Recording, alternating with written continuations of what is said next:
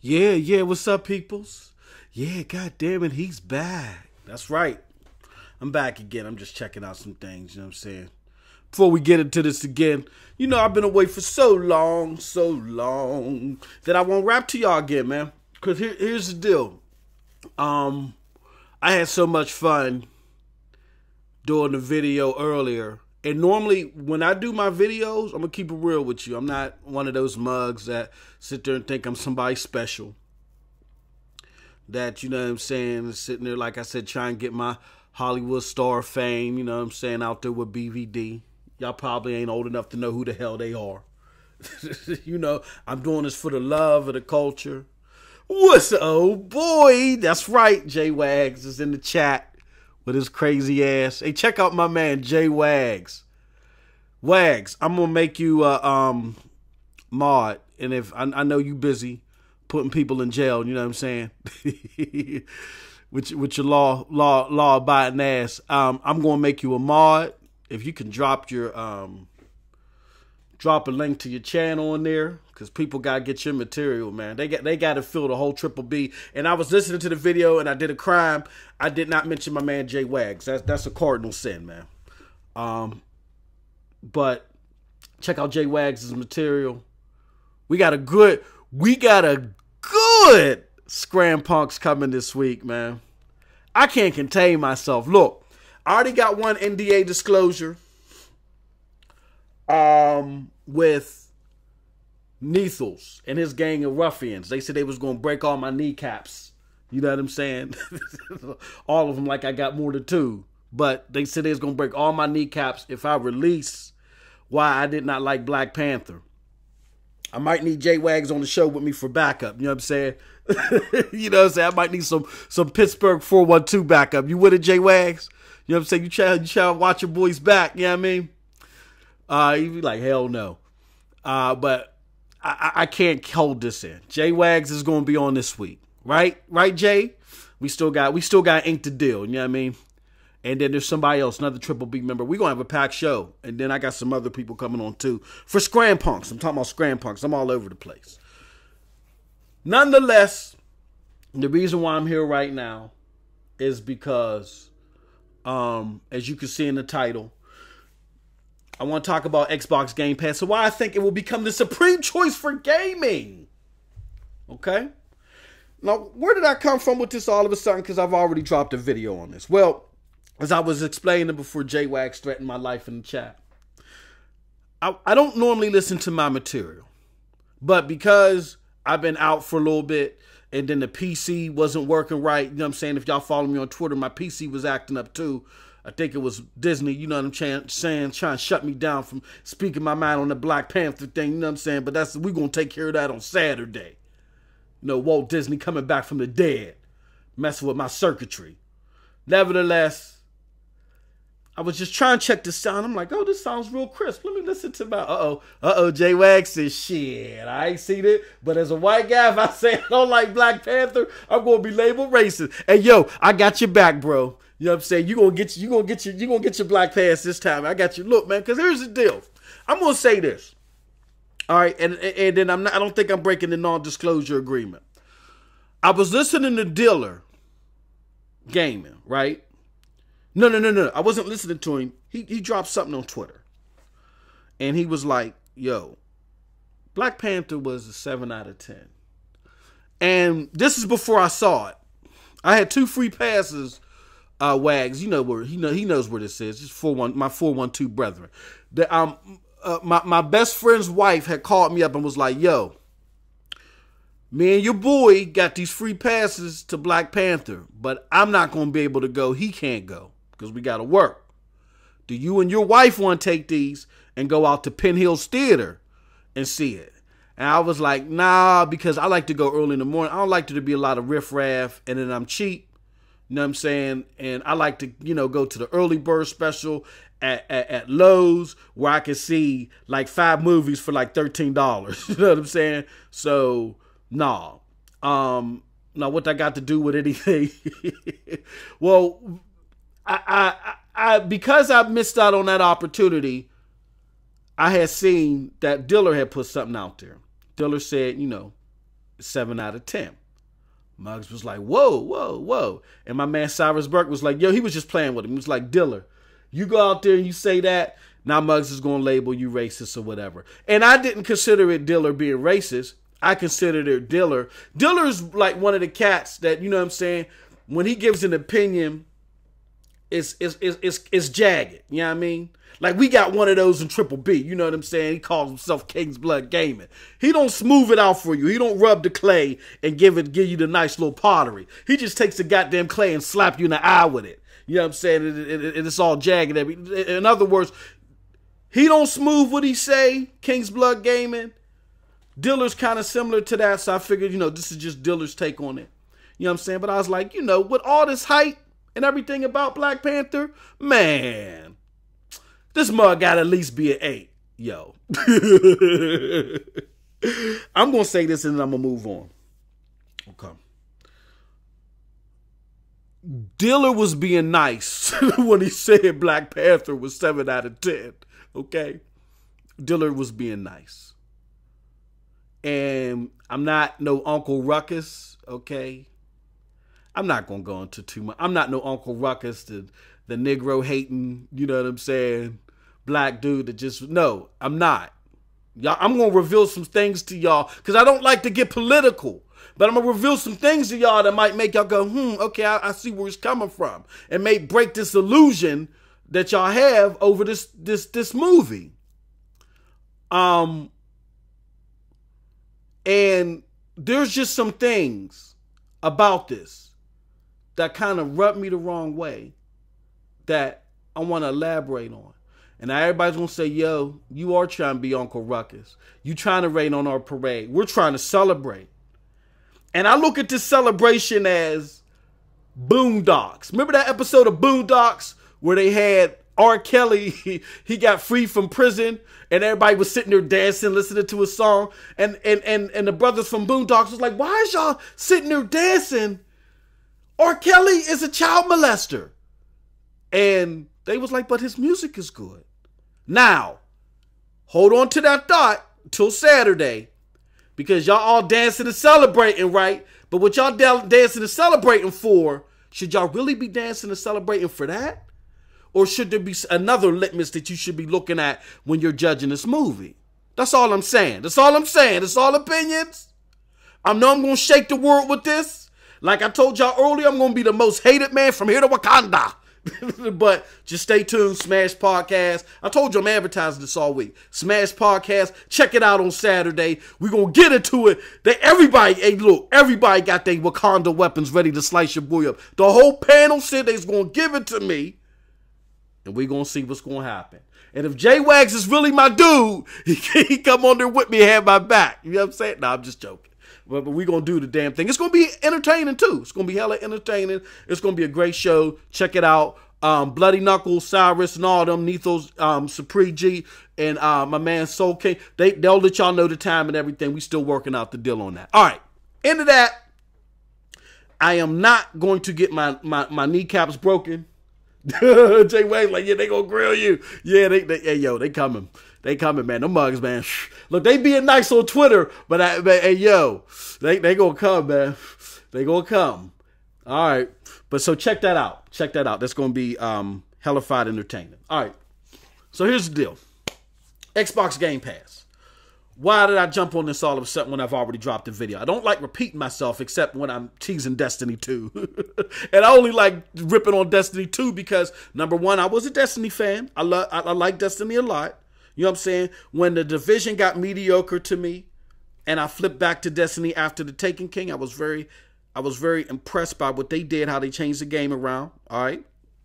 And I'm very disappointed in the sequel. This is not a full-fledged sequel. I think people got beaten in the head with a cash register. It's horrible. And the second reason why I consistently down Destiny 2 is because I was told I was a fool when I took back my 2 limited editions. You know what I'm saying? Even the dude in GameStop, man, he looked like he wanted to gouge my eyes out and rip off my face when I took it back. You know what I'm saying?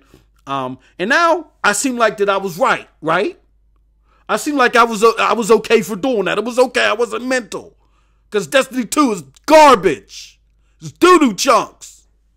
But we're going to leave that here for there. I don't want to make my co-host TRS Scram Punks mad, you know what I'm saying? Because he loves that game. But I'm just saying, everybody that was jumping on my case for that. So anyway, I don't like repeating myself when it comes to certain things. Like when I drop a video, I try to leave it alone unless there's like some nuanced thing or addition put to it. So I've already covered Game Pass. But after I listened to my video that I dropped today, it auto-played my Game Pass video. And I was like, you know what? I was hammering and stammering all over the place, kind of like what I'm doing now.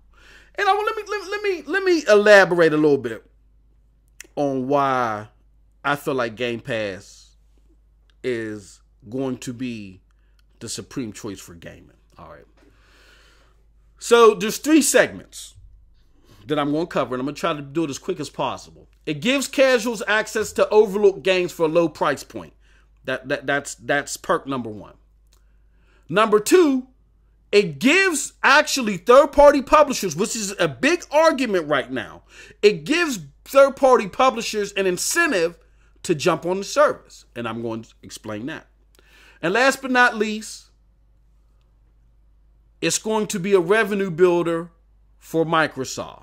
Even though we done heard some news about Hulu and Netflix like running into trouble with their similar services, I'm going to explain to you why it's going to be good for Microsoft, because Microsoft is going to tweak it a little bit. You know what I'm saying? And why do I feel confident they're going to do it? Well, it's the new regime. And if you've been following my videos, which likely you haven't, then you will understand the new regime's mindset. There's pros and cons to it. When it comes to them fighting to be number 1 and really fighting to be competitive, all like that, they don't do that. That's the con. But when it comes to making money and rolling and waiting until all the dollar signs is there and before they roll something out, that's the pro. They are experts at that. Let me first start off with why it gives casual gamers access to overlooked games for a low price point. All right. So here's what casual gamers do. Okay. Casual gamers buy a system,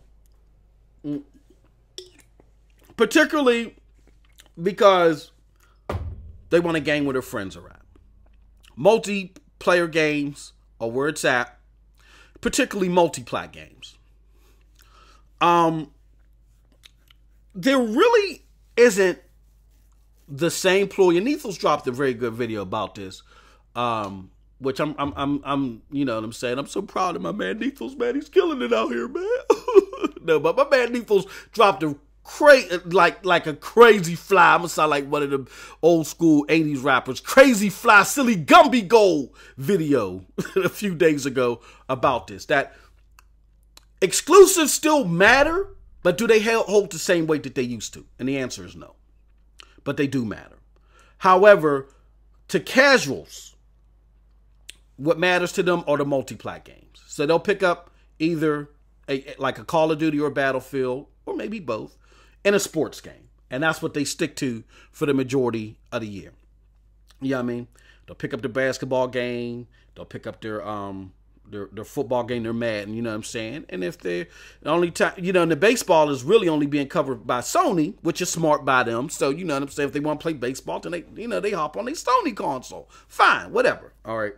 But the choices that are made in totality, I'm not talking about hardcore gamers. I'm talking about the totality, which are by the casuals that outnumber the hardcore gamer, are based off of multi-plat games. Okay. They buy a couple a year. Microsoft is aware of that. Now, I'm going to use my late great uncle, the man that has showed me everything as far as geekhood is concerned. God rest his soul. He passed away a couple years ago. You know what I'm saying? I'm going to use him as an example because even though he's a geek and he's aware of games, you know what I'm saying, he was a casual gamer. He was more into other nerd stuff like comics and stuff like that. And he played games on a rare occasion, and he was a PlayStation dude. He relied on PlayStation. But he would only play, again, a couple games a year, all right? So he would be interested in certain games, but he would never buy them. Now, my uncle made 6 figures, okay? He was an engineer, all right? Dude had money. Like when he passed away and we had to gut his house, Man, we had there was so many electronics. It was crazy. It was like we was gutting out Circuit City from back in the day. It was sick. Okay? But one thing that my uncle would not do is buy a game that he did not feel he was going to be fully invested in. Even though there was a lot of games that caught his interest, that he was only going to buy a couple games. All right? So his focus was Grand Theft Auto, and then he'd pick up an RPG. Wasn't a sports dude. Okay? He'd pick up an RPG. So whatever RPG had his interest at the time, that's the one that he stuck with. And then he'd pick up Grand Theft Auto. All right, so there would be other games that he would see that I had for PlayStation, and he would say, yo, nephew, can I get that? You know what I'm saying? He would get the game for me, you know. Now, how does that relate to used games and all other stuff? Well, that's what casuals do. They have a couple games in the pocket that they play. There are other games that grasp their interest, but they never buy them until they get used, until they're dirt cheap and they're bored. Now, Microsoft is aware of that. So what if they enact a service for all those casuals that says, hey, instead of waiting for the game to be $20 for one particular game to go down from $60 to $20 at GameStop, why don't you just pay $10 right now and you'll have access to it, and then you can pretty much play the game when you're ready to play the game. And having choices, appeals to people. It's particularly casuals. Having choices that they're interested in, appeals to them. And, so therefore, that's why GameFly will appeal to the casual. Instead of them overlooking that game and saying, no, it's still 30 or it's 25, that's $5, and I don't even know if I'm going to be invested in the game. Now they have an option to just pay $10 a month, and that same game that they would have overlooked to wait till it hit to 20 or less at GameStop will now be part of the service. So boom, they're going to jump on it. Okay? Now, you also look at services like GameFly. Now, I'm going to tell you another thing. I'm going to use my late great uncle as an example. He's a casual. And like a lot of casuals, their best option is GameFly. Where with GameFly, you get, for one game, you pay $15 a month. For two games, it's $24. For three, it's like $29. And for four, it's like $35 or something like that. So for 4 games, you pay $35 a month. Now, my uncle just had the 1 game subscription, and we had to call GameFly and cancel the service. But GameFly is something that appeals to a lot of casuals that don't like dealing with GameStop or whatever, because they can get the stuff in the mail. It's already timed. So if they got it in their queue, when the game is released, boom. And then we lived in Pittsburgh, which was a city. There's an actual GameFly center there. So if the game released Monday, sometimes they would mail it the business day before. You're getting it early sometimes. You know what I'm saying? So that's another reason why something like Game Pass would appeal to a casual. Because now you're not just getting those 4 games for $35. You're getting access to a plethora of games for $10. Right?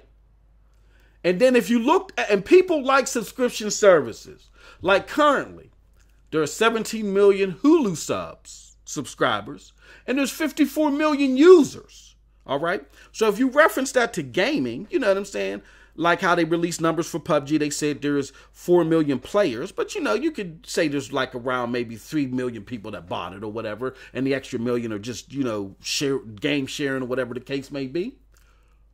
That's going to be a big thing. It's going to attract more people to the service, and they can either game share it. In some cases, they may say, "Oh, you can't beat this $10," or whatever the price point may end up being at the end of the day. Netflix, on the flip side, has 118 million. Oh, come on! Oh, my man's JWAGS wants to jump in, so I'm going to send him something. But with that being said. Excuse me. Yeah. GameFly is a phenomenal deal to a lot of casuals. You know what I'm saying? So, and Microsoft knows that. So you're talking about a subscription service where you're paying $35 a month to get access to 4 games, opposed to a service where you have $10 a month and you got access to a plethora of games. Now again, this is going to be a perfect segue to my next point, because you're probably listening to this and you're like, yeah, hold on, bro. GameFly gives you access to everything.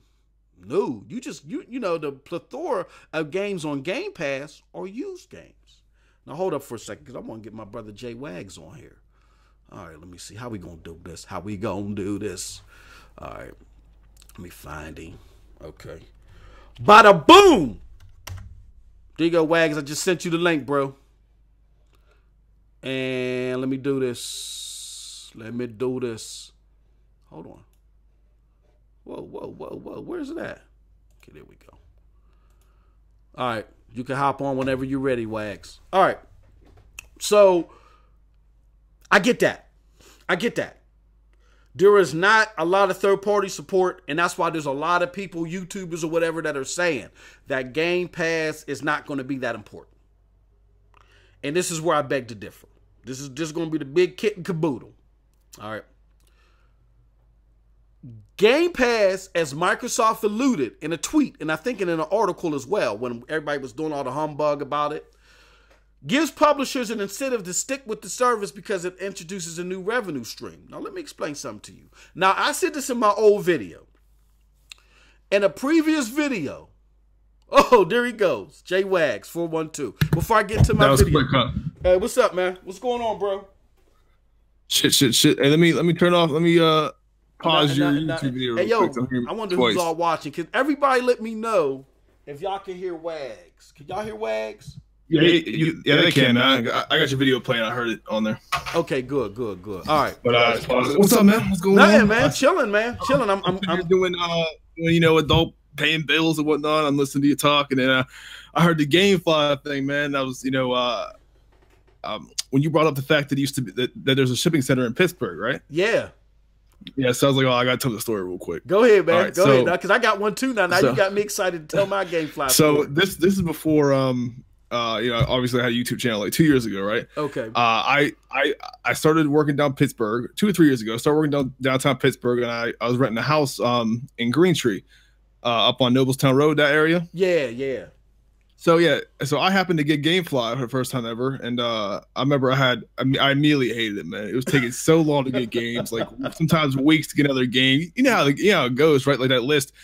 They have the queue list, and of course, the most popular ones aren't available. Then you have them on your queue. By the time you actually get the games, it's like you might wait 3 months, man, for a game you wanted to play, you know?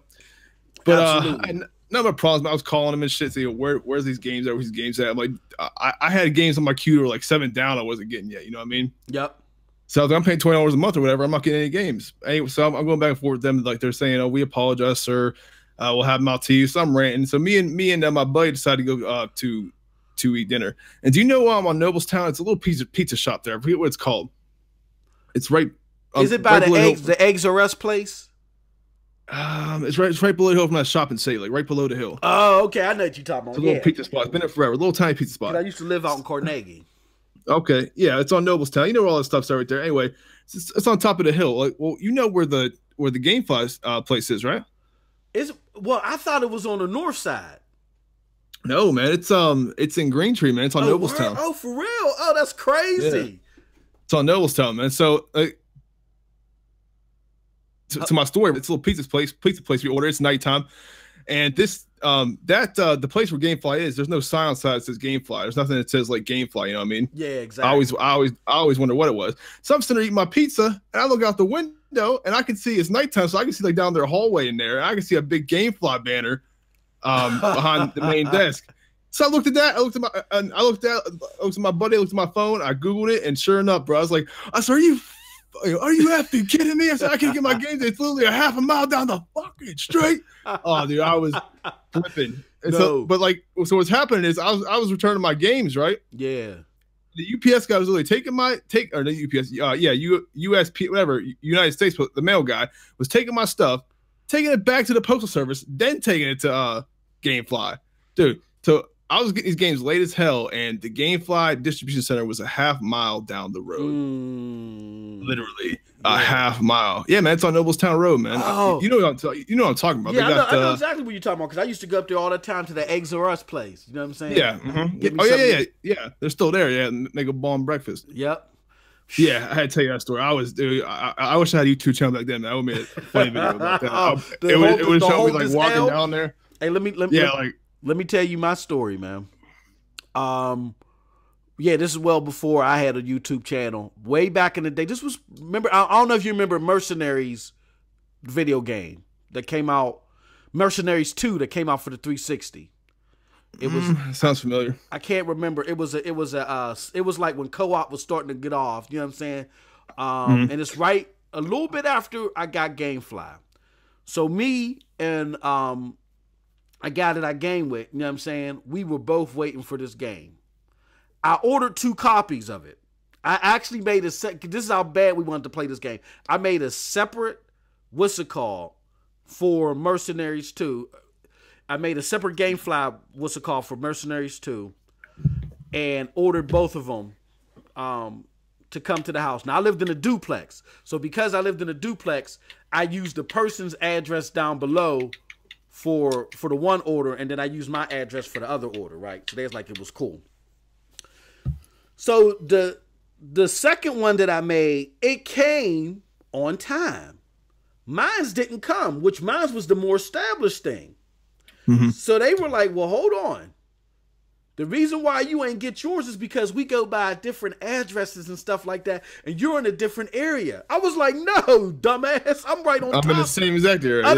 Oh, man. I had this like little bullshit ass website that I was running.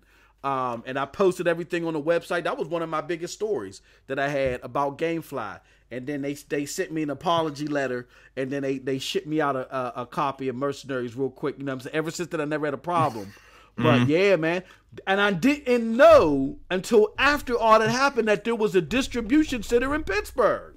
Yeah, right there, crazy. Bro. There's only like 7 total. And one's in Pittsburgh. Crazy. Yep, and one is in Pittsburgh. You know what I'm saying?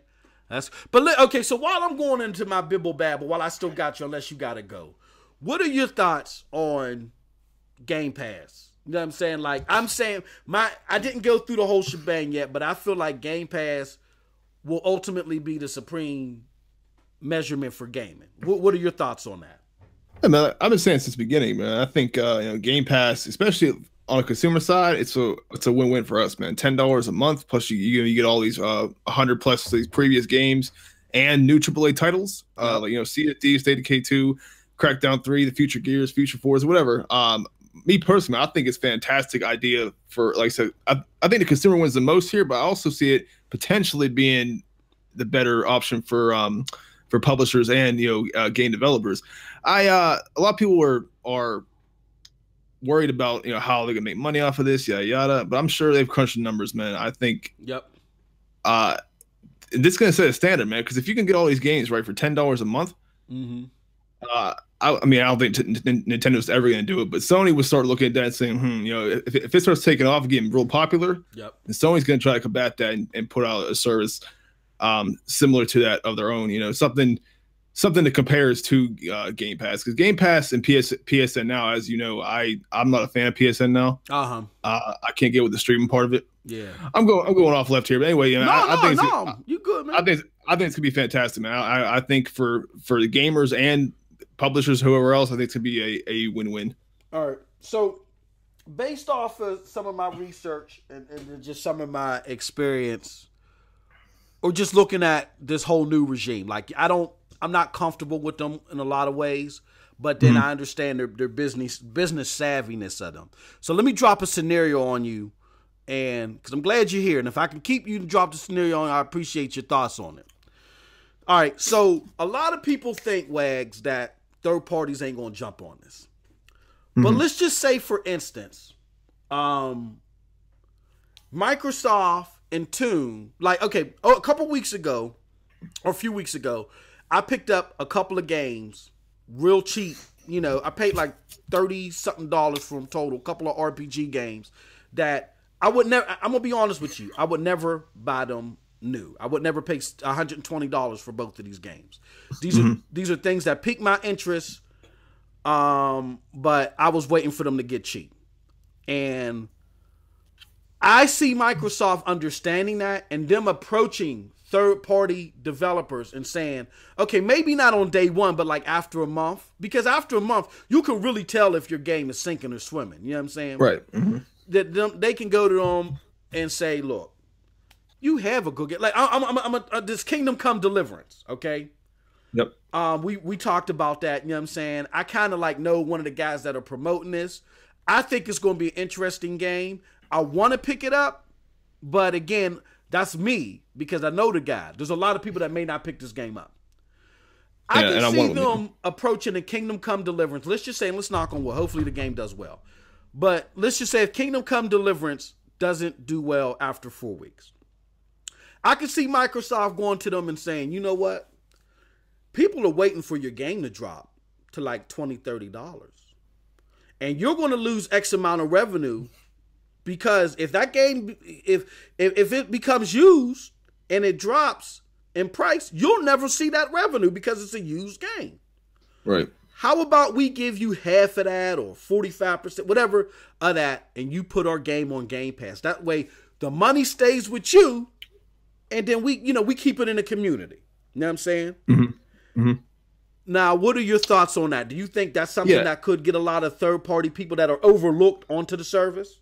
Yeah, I agree. That's a good analysis of it, Moss. I agree with that assumption. Like I said, even let's say third party devs don't jump on it, right? Let's just say it never happens.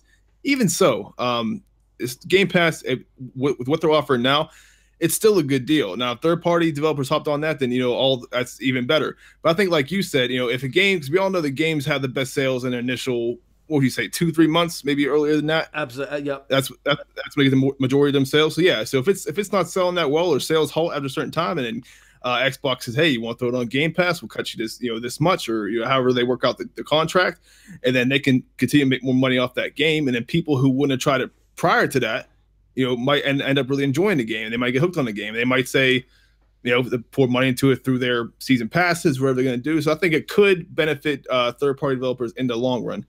I think your analysis is spot on. Yep. If Microsoft is smart, and if you're listening, not the fake mic you borrow, but the real one, but I think they're savvy enough to do. I think they crunched enough. They don't need me. They don't need me out of lowly Pittsburgh to explain this to them. I'm thinking they have enough velocity mentally to do this. They should be on the sideline scouting the overlooked games and be like, look, man, y'all know the deal. It's right, man. Well, even like I said, you got third party developers who come in, all these third party devs that like you said, leave money off the table, man. If Microsoft can offer them that branch and say, hey, you want to make even more money, possibly on this game. Yep. Let's look, like you said, man, Kingdom Come Deliverance, right? Yep. That's a game that I've been looking at, but I can't bring myself to spend $60 Absolutely. on. Absolutely. I can understand that. I understand. Am I gonna be into it? What if I play it and I don't like it that much? Because I'll be honest with you, like DBZ Fighters, right? Yep. That game was fun for a little bit, man. I'm not a big fighting guy, but that game was fun for a tiny little bit. But now that I put about 8-9 hours into it and played it through the story mode, I don't feel like games worth $60, man. I honestly don't. And it probably is someone who's a fighting person, but for me personally, I don't feel as though I got my money's worth out of it. Now, if that game was on Game Pass, then I would play it no problem. Same with I'm trying to think of another game come out like what's the Prey? Yeah. They have Prey on Game Pass, and all these other games that kind of go on the radar are the Surge. Have you heard about the Surge? Yeah. Like that's the game that flew under the radar that not many people know about. So it would bring people. People would be more apt to try these games out for themselves, and they might end up enjoying it. And like I said, drop more money into it. And I don't know if they're going to keep it on Game Pass. If they do take it on Game Pass, that would promote someone to buy it at a discounted price. But I think it would for game developers, publishers, whoever, it would drive a lot more sales and would benefit us, the gamer. $10 a month, can't beat it. I would love if third party developers jumped on that. Absolutely. And if that was the case, then Sony would have no choice but to do something. Absolutely. Here's my thought, and I'm gonna take it a step further. Now, we're just talking about overlooked games, which would be deal enough. Microsoft would blow it off the roof with just looking at overlooked games, because a lot of these overlooked games, let's be honest, Yo, what's up, Tip Diamond? You know, Tip Diamond giving a shout out to me and Wags. What's up, man? Faithful Tip. You know what I mean? Hey, look. What's going on, Tip? Now I'm gonna take it a step further because, like I said, they would blow the roof off with just like overlooked games that are actually good. Now, we can agree that there's a lot of overlooked games. You know, like I keep hearing a lot of good stuff about the Surge. You know what I'm saying? Mm-hmm. But like you said, I can't bring my this. I got a backlog that's crazy. But imagine if Microsoft does that, get a lot of third-party support, you know, off of the overlooked games, grow the subscription base, therefore grows the revenue, which just gives them a lot of cash to play with. And then they approach, I'm just throwing this out here, an Anthem and say, look, maybe day one that you release, or you know what I'm saying, or within 30 days, whatever, jump on the service. Now, before I get financially, they can't do that with $10 a month, I don't think. Let me get your thoughts on it. I think they would have to raise the subscription. Yeah, I think they might possibly have to raise, but you think about it. Let's say they release I don't know, all these third-party games and everything, and these first-party games, it's $10 a month, right? And they release for $60 a pop. Yep. Let's say, you know, like, let's take, for instance, Cuphead, right? That sold, what, 1 million copies? Yep. 1 million? So that's $1,020. That's $20 million in gross revenue, right? Yep. Now, if you factor, let's say, 40 million Xbox Ones out there, let's say, because I'm telling you, this subscription service, if they do it right, everybody who owns an Xbox One's going to have it. So, absolutely. Let's just say half, though. So let's say half of the base of the Xbox has Game Pass. So that's 20 million, right? Yep. So that's 20 million times $10. That's $20 million. That's more money than they made. Well, that's the same. Actually, that's the same amount of money they made off the sales regularly. Yep. But I could factor that into the price, like let's say $60 for Sea of Thieves, and you got let's say that sells what? What do you think? 3 million?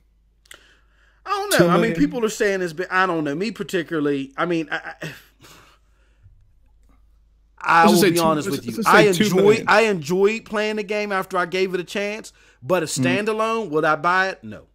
Would I play it on Game Pass? Yeah. Let's just say 2 million at $60 a piece, right? Yep. So that's what? That's $120 million, right? Absolutely. Yep. Okay, so yeah, so if half the base, let's just say half the base has Game Pass, so that's 20 million times 10. That's $200 million. Yep. So like I said, $10. I think even at 10, man, they're gonna come out on top of this, honestly. But it's a slippery slope, man, and it's too early to tell now exactly how far it's gonna go. But it's like you said, Moss, I'm sure they're a multi-billion-dollar company, man. They got accountants, they've crushed the numbers, they see the positives, negatives of it, and they are not giving anything away for free. They are not taking a loss on this. So I'm not too worried about it. I'm worried about my end, man. The fact that I could pay $10 a month. I was telling somebody, let's say you're new to gaming, right? You buy an Xbox One S for $200, yeah, and then you get Game Pass, you're good to go. Yeah, you get all 100 backlog games, and plus the new AAA releases, you're good to go, man. Absolutely, especially if you're just like a casual person. So I see no negatives with it right now. Absolutely, I actually see it pushing everything forward, man. Because I would like to see, I'm gonna get it, Game Pass. I would like to see Sony come out with something like that. I know that Nintendo won't. I don't think they have the infrastructure to support it anyway. Absolutely. But I can't see any negatives right now, man. Unless some crazy shit happens, it's still, Microsoft, who knows if they decide to up it an astronomical price, or if they have a limit of how many games you can play per month. Let's say they put some crazy stipulation on it. But the way it sits now, it's a fantastic idea. I totally agree. And I think here's why I think they would have to raise the price, because we're talking about $60 games, you know what I mean? Opposed to a Netflix where, what movie DVDs are $20, sometimes $30 if they're Ultra Blu-ray or whatever, you know what I'm saying? I'm thinking, and ultimately the end game would be for them to go to big third-party developers. I'm just throwing Anthem out there because that's the biggest game coming down the pike, anticipated across the board that I can think of. Them approaching an Anthem and saying, day one, let's ink the deal. Yeah. Let's make it on game.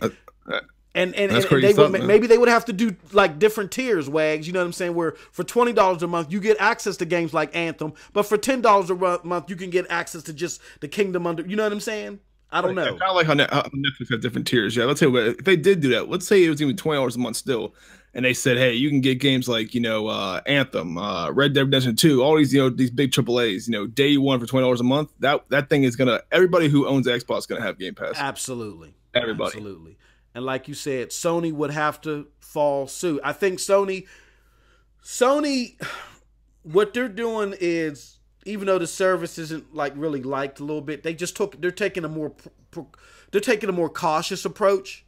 You know what I'm saying? Mm-hmm. With starting it off at $20, because they looked at GameFly and they were like, well, GameFly, you got to pay $35 to get 4 games. So, with us, we're giving you X amount of dollars for $20 a month.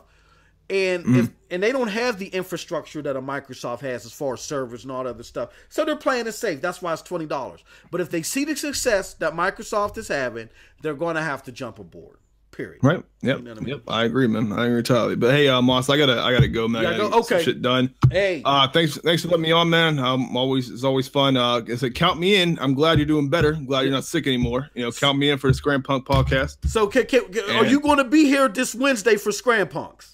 Yes, sir. All right. Pencil me in for that. Yep. And one last question. When the hell you gonna invite me to Free to Play podcast? Yeah, I caught that while I was that was my first one, man. Believe me, that thing was so short notice, man. I hit everybody I hit up. I was like, it was like within the hour. I'm like, are you guys available for this? They're like, what do you mean? I was like, and I got 4 people to hop on with me, luckily. But yeah, man, I didn't hit it. It was very spur of the moment, man. But next time, I think I'm gonna have it Thursday. So if you want on there, come check it out. I'm gonna have all kind of topics. I'm gonna have this shit ready to go, man. I'm gonna have the videos in the back. I'm gonna have sound effects. It's gonna be like sound effects and stuff like that. It's gonna be crazy, man.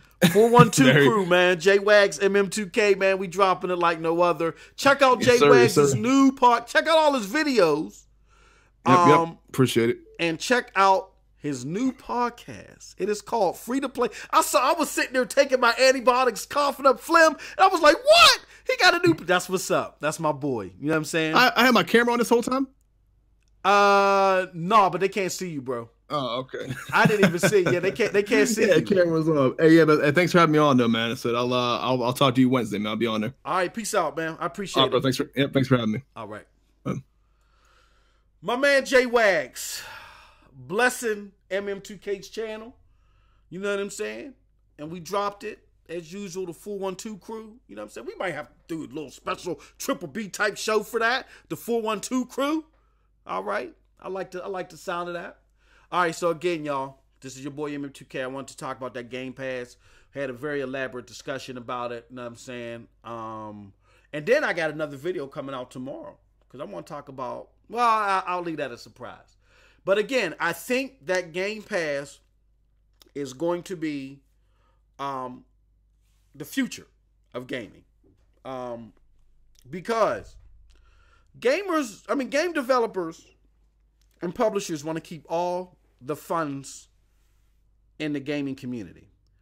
And your GameFlies and your GameStops, well, not necessarily GameFly, but your GameStops and all them with the used games and stuff like that. Well, GameFly too, because they sell used games too.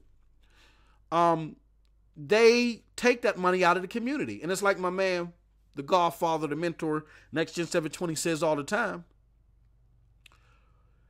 Gaming is the only industry pretty much that really has to compete with himself. You know what I'm saying? Compete with themselves in a major way. I mean, yeah, people sell used movies, but it don't compete in a way, you know what I'm saying, that used games are being sold. And it's a shame because these developers are doing real well, and you just got people waiting on the sidelines, you know, saying, hey, I'm just going to wait till the game get used. Hey, I'm guilty of it too. Shoot, I got to feed my family. But if there's cheaper alternatives like this that can still give casual gamers or hardcore gamers alike a plethora of choices that they ain't got to overlook because they ain't got to pay full retail for them, then that is a winning strategy, and it keeps gaming within the community. Like everybody talk about, what about the devs? What about the devs? But then y'all don't want to support the devs keeping the money within the community. You know what I'm saying? I just want to roll back to something real quick and then I'm going to drop off. Back in the day, there was a game not too long ago called Fallout New Vegas. All right. Fallout New Vegas came out, and it was done by Obsidian. And this is why Obsidian's doing the little obscure things that they're doing now. Because this really burnt them. They was working with Bethesda on Fallout New Vegas. Now, Fallout New Vegas was not one of my favorite Fallouts. Nevertheless, had a lot of content in it. Obsidian felt like they worked hard on it. And within their contract, there was a stipulation that Obsidian had to get a Metacritic of 90, I think it was. And they would get a bonus. And guess what happened? They got a Metacritic of 89. Therefore, they didn't get the bonus. Now, what does that got to do with any of the stuff that we're talking about today? Is that you have these stipulations and this stuff built into these contracts between these publishers and these developers because the cost of games are going up. I told y'all a few games, and don't listen to the hubbub out there that gaming ain't got to go up and all that other stuff. It's caveat and information. Everything with inflation has gone up significantly except the price of games. Games should be around $80. Games for $45 back in 1989. I remember because I used to go to his outlet called Electronic Boutique, and I used to buy them for my Tandy 1000, King's Quest, whatever. Games used was $45 then. So you're talking about over 30 years later, close to it, that gaming only went up, what is that, 30%? Or the price of things only went up 30%? No.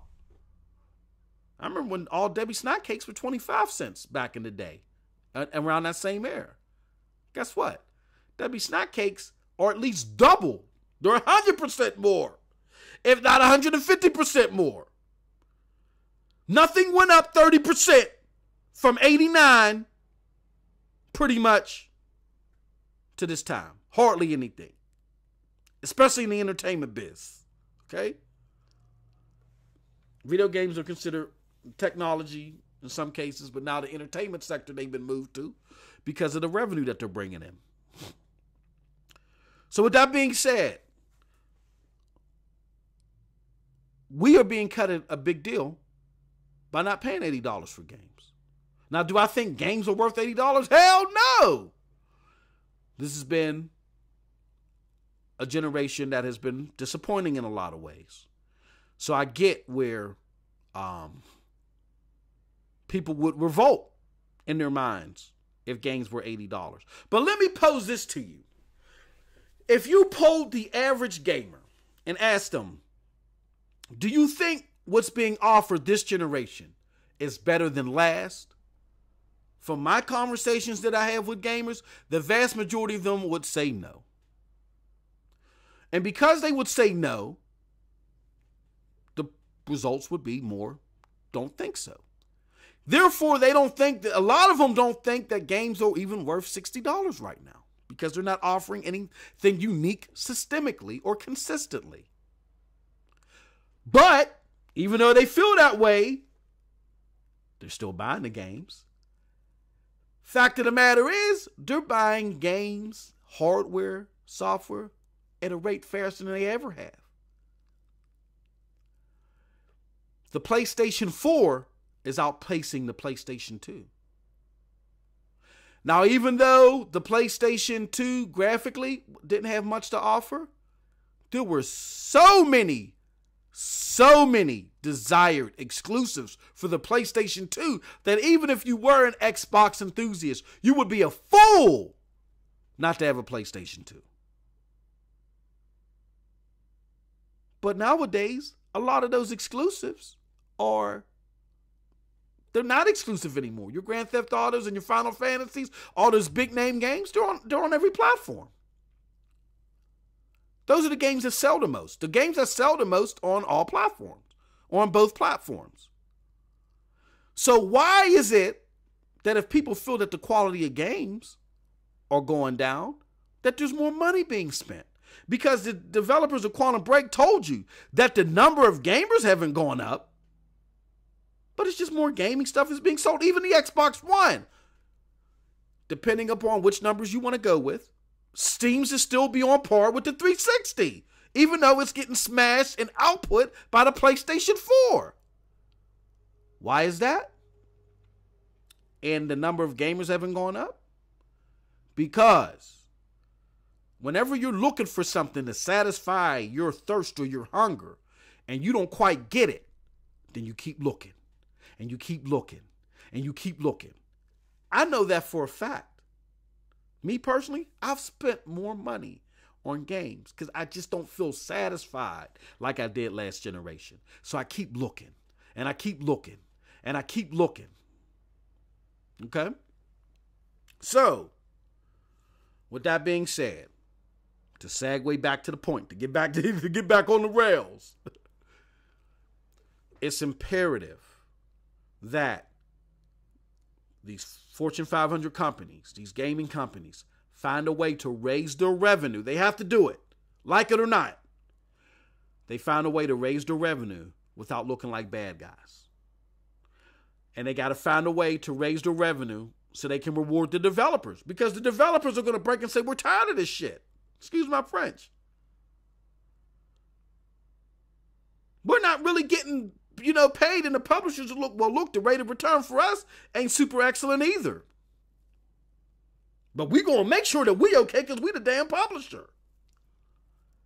But if you come up with a new revenue stream that works for everybody, the publishers and the developers, because you're taking money away from the used game market, meaning people are profiting off of your product, your blood, sweat, and tears, and you don't see a penny of it, not a damn dime. If you take that element away, as strong as it is, I'm not saying completely abolish it, but if you take it away at the level and the strength that it has now, with things like Game Pass, and put that money back in the community so the people that are giving you that product are benefiting from it, then that's a win for the publishers and the developers, right? And then you go to the gamers and you ain't got to do things like DRM. Because look, PlayStation was going to do DRM. They looked at Microsoft stumbling all over themselves in their message. They realized that their gaming division is the firm leg for Sony, period. And they said, you know what? Jack Tretton looked at everybody, was like, yo, let's do this. We're not doing the DR. We're going to backtrack. And what they going to do? Microsoft is wobbling on the ropes. They holding on to the turnbuckle. They're about to drop.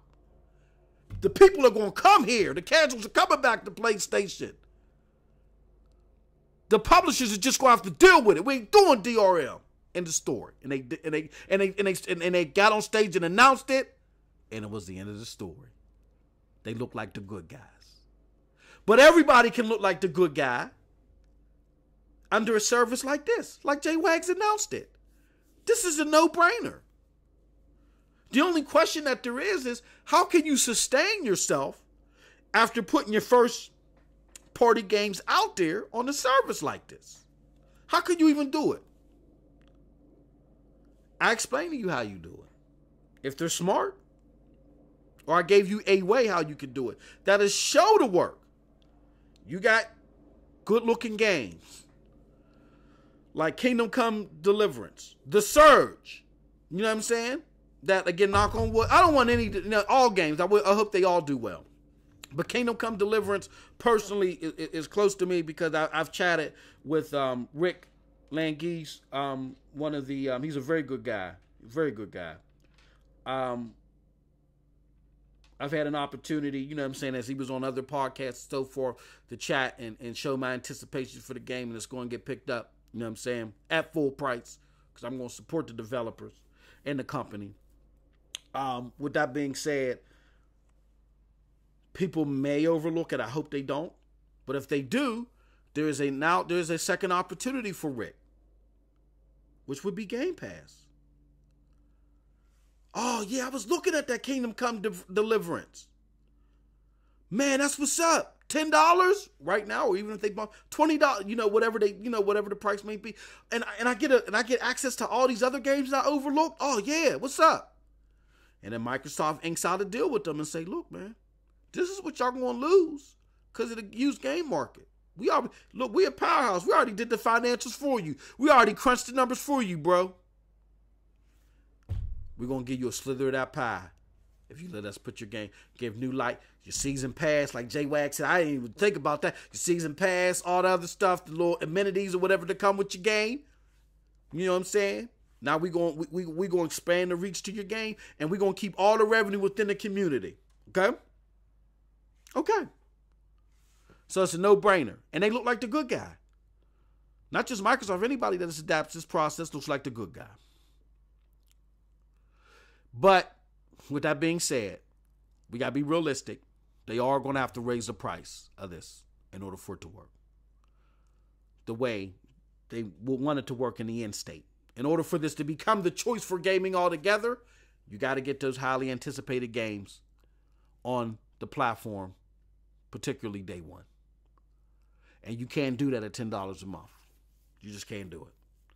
So you're going to have subscription tiers or raise it $20, whatever the case may be. But you'll be building value up until that point that you raise the price. If you can get the overlooked games that people are interested in, you know what I'm saying? Start chopping those deals, raise the revenue that way, get people hooked on the service, then say, you know what, we got raises to 20 because now we're going to get you your anthems, baby. People are like, oh, yes. And then they'll sign up and they'll stay signed up. It's you know, you take steps with this process, okay? It's a marathon, not a sprint. But that's it from your boy. I didn't expect this to be 56 minutes. This was going to be more like 15 minutes. But JWAGS came on and blessed us. You know what I'm saying? Big up to my man JWAGS. Subscribe to his channel. Okay? Subscribe to JWAGS channel. Subscribe to his new podcast. You can check me and JWAGS, of course, last but not least, Broadband Bullies. You can check us on Beastfire. You know, whatever the case may be, whatever podcast that we get the good graces to come on.